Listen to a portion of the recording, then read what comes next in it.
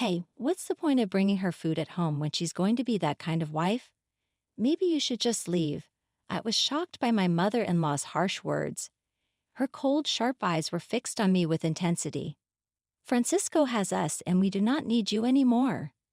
You still look tired and you do not seem to do anything, my unhelpful sister-in-law remarked dismissively. This is too much, Francisco. Don't you think your mother and sister are going overboard? I pleaded, I'm doing my best to. When I sought help from my husband, he responded with a demeaning attitude. I agree with my mother and sister, Francisco interjected. I'm busy with work, and it's becoming a problem if you don't help with the chores. Besides, my relationship with the new part-time girl is progressing, and you're just baggage. Can you quickly pack and live somewhere else? Shocked by Francisco's words, I glanced at the three of them. They all seemed to blame me. A surge of rage welled up in my chest. I took a deep breath, calmed myself, and said, I understand. I need some time. My in-laws, who had once relied on me, were now falling apart. My name is Michelle, and I'm 32 years old. I work diligently both at my job and in household chores. While it's not uncommon for women to continue working after marriage, I truly love my job and strive to succeed in the company I joined right after college. One morning, as I was getting ready for work, my husband Francisco approached with a pleading look. Michelle, can you take care of this? He handed me a file crammed with receipts and bills. You should manage the cafe's finances properly, he said. I smiled and responded, sorry, but I'm really bad at that. I met Francisco while he was working part-time at a cafe I frequented. After a few chats, we began dating and eventually talked about marriage. Now Francisco owns the cafe, but despite his ability to run the business, he struggles with paperwork and always asks me to handle the accounting. As I sighed, my mother-in-law added, Michelle, I suddenly feel like eating Chinese food tonight. Could you rinse the rice well? Also, Mia and the kids are coming this weekend, so we need to plan their meals. Sure, I got it. I nodded to my mother-in-law's request and hurriedly left the house. Before marriage, I was excited about my new life with Francisco. However, he suggested, my mom's lonely by herself. Why don't we all live together in our big house? So now I reside with his mother. To put it lightly, she's not proficient in household chores. When we moved in, the house was a bit of a mess. After my father-in-law passed away, she started living on a pension, which she mostly spent on dining out or ordering food. Francisco seems to believe that housework is a woman's job, making it my full responsibility. Francisco's sister, Mia, occasionally brings her kids home, and each time she does, my to-do list grows. I can't help but think that yet another chaotic weekend is approaching. Weekends, which should be precious times for recovering from the usual exhaustion, turn into moments when my sister-in-law's children ask to play or complain about being hungry. Then my sister-in-law drops a bombshell. Michelle, I'm getting divorced and will be moving back here with the kids next month. I'm surprised, and for a moment, I'm lost for words. Really? Do you have something to say? She asks. No, I was just thinking. It must have been hard. When are you moving? I hope that maybe she will help and household chores will become more manageable. While we had a normal relationship, I anticipate that this change might bring us closer and result in her contributing to the chores. Despite my positive attitude, reality has other plans. Perhaps because she grew up with my mother-in-law, my sister-in-law appears to live a life devoid of housework. She spends most of her time lounging on the sofa, watching TV, and always has some snacks with her. Observing her, I realized her neglect of housework might have contributed to her divorce. Now, with the added responsibility of preparing meals for her children and making lunches for kindergarten, my workload has increased, and my free time has diminished. I had hoped for her assistance, but it's disappointing that it turned out to be a swing and a miss. Then there comes a time when my work at the company suddenly becomes hectic. Every day I start work early, do overtime, and return home exhausted to find the room overflowing with things, with no space to even walk. Seeing this scene each day, waves of fatigue wash over me. On top of that, my mother-in-law and sister-in-law complain, asking if dinner is ready yet or why I'm home so late. When I struggle to manage household chores, they coldly remark, Michelle, there's a mountain of laundry waiting. Don't slack off just because you're busy. Before my sister-in-law can say anything, I frequently opt to keep my thoughts to myself. Michelle, are you standing up to your mother-in-law? That's a bit bold. But for the sake of the children, please try a little harder to make homemade meals, suggested my sister-in-law. I couldn't help but respond, if you have so much free time at home, why don't you help out once in a while? While doing household chores, I overheard Francisco's sister saying, haha, Francisco owns a store, so Michelle doesn't need to work, right? If that's the case, maybe you should try a little harder at home. Behind their words, I felt the mounting pressure that I should be doing more. That night, at the peak of my stress, I decided to speak my mind to Francisco. I've been so busy lately, and neither your mother nor your sister is helping out with household chores. It's really hard. Michelle, you're not speaking ill of our family, are you? Francisco's eyes sharpened a bit, and I braced myself. That's not what I mean, but it's hard for me to do everything by myself. If you helped out once in a while, things would be a little easier for me. I'm busy managing the store. It's different from a regular job. Housework is the wife's responsibility, right? Even though disappointed by his response, I sat and pondered. A good idea suddenly popped into my head, and I silently pumped my fist. I immediately grabbed my smartphone, opened my favorite online shop, and started adding the necessary items to the cart. After completing the purchase, I went to bed satisfied. A few days later, my new electronic household appliances, which would become my lifelines, were delivered to our home. The latest washing machine, a cleaning robot that reaches every corner of the room, and a rice cooker that cooks delicious rice without much effort. Each of them was a savior, making my daily life just a little bit easier and more enjoyable. While setting up the new washing machine, my mother-in-law and sister-in-law suddenly appeared with surprised expressions. Hey Michelle, you got such a fancy washing machine, but the old one was still good, wasn't it?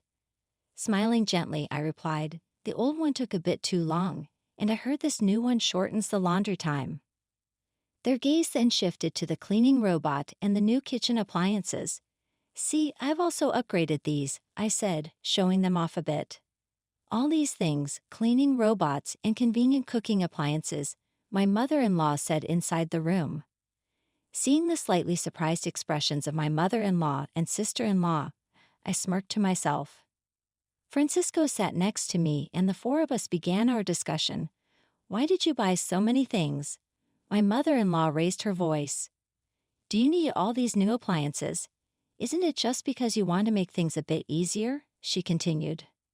Well, I thought it would be nice if things around the house could run a bit more smoothly, I replied with a slightly troubled expression. But my mother-in-law chimed in, relying too much on machines, aren't we? The sister-in-law waved her hand. But I responded, the appliances we had can still be used. Francisco is working hard managing his store. Maybe you should be more frugal. Francisco nodded in agreement with his sister, and in a quiet voice, I murmured, maybe you're right. There was a hint of anger in my mother-in-law's eyes, and I stumbled over my words. Are you even considering our household? I am, but I'm just a bit exhausted, I replied. My mother-in-law raised her voice, exclaiming, enough. I can't believe you're our daughter-in-law. My sister-in-law, with a disgusted look, added, I'll watch over Francisco. We don't need someone like you here. When I looked at Francisco, he said coldly, I understand what Mom and Sis are saying. It's a bit difficult to have a wife who doesn't do housework. Looking at Francisco's face, my heart felt heavy. He continued with a cold smile, I have my store, so I decide how to use my money. But being with someone who spends on anything and everything might be difficult. I was shaken by his words. But I looked into Francisco's eyes and counted to 10. He added with a hint of cruelty, also, I've noticed things have been going well with that new part-time girl. She's more attractive than you are. Now maybe it's time for you to pack up and find a new place to live. A fire of anger surged within me, though I didn't voice it. Taking a step back and calming myself, I replied after a deep breath, all right, I'll look for a new home. Finally, you understand. I'll feel much better without you around, he said smugly. Francisco signed the divorce papers that night, and I moved to a nearby weekly rental apartment with just the bare essentials and the divorce paper. No one tried to stop me when I left. Did they ever really care about me? After submitting the divorce papers at the city office, I found a stylish apartment to start fresh. During this time, an unexpected opportunity came my way. A promotion I had been putting off because of my family situation. I seized this chance and began working as a section manager. Every day, as I dedicated myself entirely to my job, I felt a renewed sense of accomplishment. During these busy days, my phone rang. The caller ID showed it was my former mother-in-law. I thought we had nothing to do with each other anymore, right? Without checking her message, I swiped to dismiss the call. A year flew by. One weekend, as I was relaxing in my room, listening to my favorite music, my phone rang again. To my surprise, it was my former mother-in-law, wondering what she wanted after all this time. I picked up. "Hello, is something wrong?" "Michelle, I finally got through. I didn't think you would answer after so many calls." "Well, it's been a while." "What's going on?" I asked. She hesitated for a moment and then asked, "How's your new life?" Despite her probing tone, I replied cheerfully, "It's great. I love my new apartment and work is going smoothly. I even got promoted and am living freely." "That's good, Michelle. Can you come back home?" I was taken aback and blurted out, "Why?" "We're struggling financially," I thought to myself. I knew it and responded cautiously. "Francisco's cafe only makes about $1,000 a month, right? If no one else in the family works, things could be tough. You know about that?" she asked. Yes, Francisco's cafe wasn't doing well. I was fully aware of its financial situation since I handled all the accounting, but he pretended to be the successful owner without understanding the real state of his business. It was almost laughable how oblivious he was. I handled all the finances and procurement, so of course I sensed it. Her shock was palpable. "You knew and didn't tell us. We had no idea you were doing so well in such a big company or that you were contributing so much to the household expenses," my former mother-in-law exclaimed. "I contributed more than $3,000 every month. Thanks to that, you all managed. The truth was, I used my salary to bridge the gap in Francisco's business losses." He seemed completely unaware of the situation, and after I left, it seemed reality hit hard. "Michelle, can you please come back?" she asked. Curious, I inquired, "So how's Francisco's cafe doing now?" She sighed. "We might have to close soon, and the part-time workers keep quitting." With an inward smirk, I commented on his slightly sloppy management style.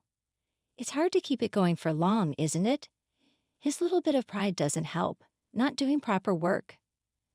I mean, how many women out there do you think would be willing to support a guy like that?" My former mother-in-law was momentarily at a loss for words. I continued somewhat sarcastically, "Wait, I'm a bit busy now since you left. The house is a mess. It's chaotic with things everywhere confused." I asked, "Wait, what do you mean?" She described the disarray of their home with belongings scattered everywhere, looking like a storeroom without anyone to cook. They were eating out, which was costing a lot. The washing machine broke down, and it seemed like there was no room in the budget to buy a new one. "Actually, the appliances that you took back, I was really relying on them," my former mother-in-law admitted, puzzled. I asked, "How? Why is that?" "Those were for my convenience. Besides, I bought them myself, so it's okay for me to take them back, right?" She reluctantly agreed, "Yeah, I guess so, but I never realized housework was this challenging." With a firm tone, my former mother-in-law added, "With 3 adults in the house, how can it be that hard? What are Francisco and your daughter doing?" A hint of fatigue could be heard in her voice. As for Francisco, his staff members have been quitting and sales have plummeted. As soon as he found out, he became downcast and has just been lazing around at home. But Francisco used to spend his money from the store without any restraint. Right on top of that, Nia doesn't help at all. She doesn't do anything around the house and even gets her allowance. For me to be honest, living on just my pension for the three of us is hard, she continued. I responded with a hint of sarcasm. Mia once told me that I was unnecessary because she was there. My former mother-in-law desperately said, Michelle, we're really in trouble. Living on just my pension for the three of us is quite tough. I firmly stated, I have no intention of returning to that house. It must be hard living with all that baggage. She seemed to be at a loss for words.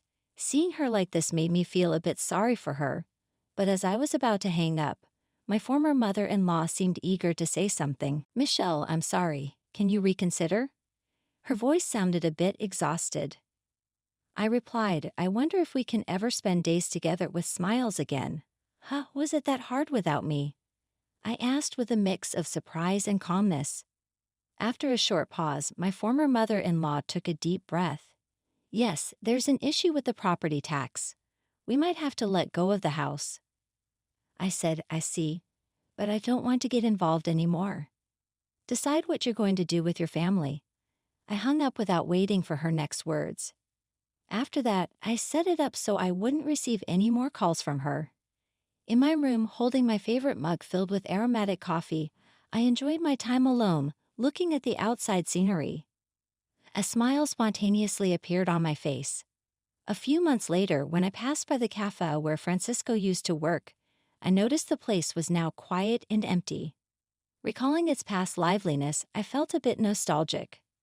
While walking around the old town, I became curious about my former in-law's house and saw a sold sign. Coincidentally, I bumped into an old neighbor in town. According to her, those three had quickly sold their house and moved to a small apartment nearby. In their new home, there were always loud arguments and even the smell of garbage. It seems the neighbors are quite bothered, and it has become a bit of local gossip. I thought it must be tough for them, but with a bit of effort, life can change, I wondered. As I gazed at the old house, these thoughts wandered in my mind. A lot has happened to me since then, but I'm living each day to the fullest. In fact, a handsome guy from my workplace confessed, saying, I really admire your hardworking nature. Now we're enjoying our dates, and I'm really looking forward to what the future holds. If I get married again, I really want to be happy. I'm feeling very excited about it now.